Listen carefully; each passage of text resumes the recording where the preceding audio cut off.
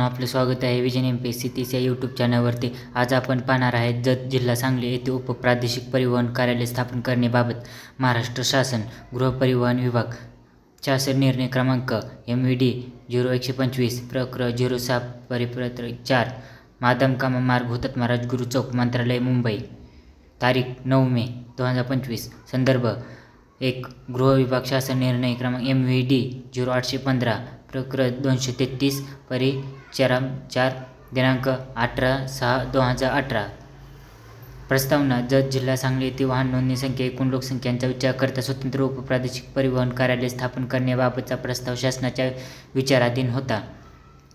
शासन निर्णय जत जिल्हा सांगली येथे उपप्रादेशिक परिवहन अधिकारी दर्जाचे MH59 या नोंदणी क्रमांकासह नवीन कार्यालय सुरू करण्यास याद्वारे शासन मान्यता देण्यात येत आहे.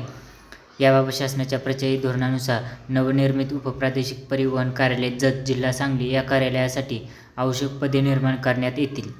तूर्तास सदर कार्यालयासाठी विहित मानांकनानुसार आवश्यक पदे इतर कार्यालयातून समायोजित करण्याची पुढील कार्यवाही परिवहन आयुक्त महाराष्ट्र राज्य मुंबई यांनी नियमानुसार करावी. सदरील नवीन कार्यालय सुरू करण्यासाठी शासकीय खाजगी मालकीची जागा भाडेतत्त्वावर घेण्याची पुढील कार्यवाही परिवहन आयुक्तांनी तात्काळ करावी.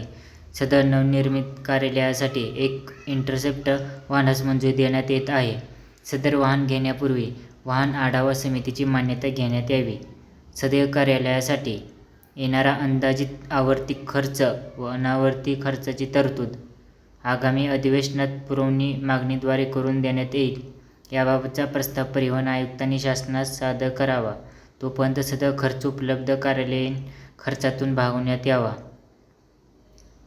जत जिल्हा सांगली येथे नवीन होणाऱ्या उपप्रादेशिक परिवहन कार्यालयाकरिता MH59 हा कार्यालय नोंदणी क्रमांक देण्यात येत आहे.